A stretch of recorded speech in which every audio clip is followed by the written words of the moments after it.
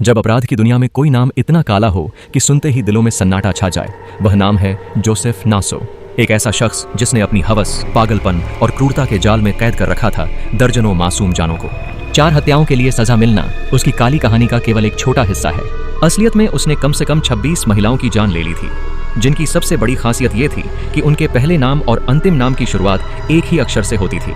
इसलिए उसे alphabet killer के नाम से जाना गया। जोसेफ नासो का चेहरा कभी सामान्य इंसान जैसा दिखता था, एक काबिल फोटोग्राफर और समाज में एक भरोसेमंद शख्स, लेकिन अंदर उसकी आत्मा एक क्रूर और हत्यारे की थी।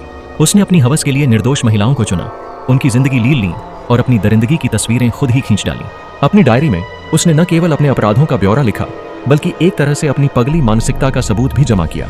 1930 के दशक के अंत से लेकर 1990 के दशक तक कैलिफोर्निया के कई हिस्सों में नासो ने अपने कत्ल के निशान छोड़े।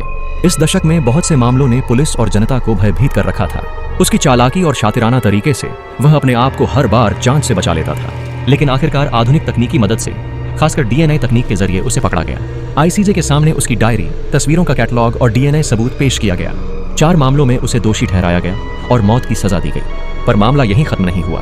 नासो ने दावा किया कि उसने कुल 26 महिलाओं की जान ली है, जिनकी कहानी अब भी न्यायालय की चौखट से बाहर है। हर अपराध की एक दहशत भरी गाथा है, हर हत्या के पीछे एक परिवार की टूटी हुई उम्मीदें छिपी हैं।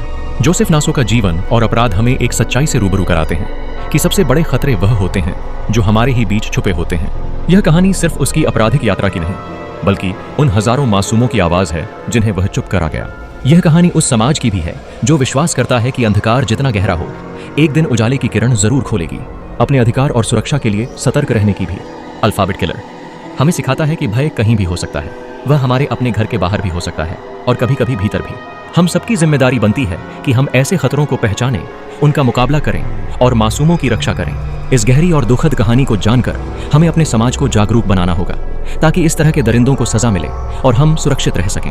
जोसेफ नासो की जिंदगी और उसकी दरिंदगी के किस्से के पीछे सिर्फ एक नाम नहीं है, बल्कि यह एक चेतावनी है हर उस इंसान के लिए जो अपनों में भी सावधानी बरतना भूल जाता है।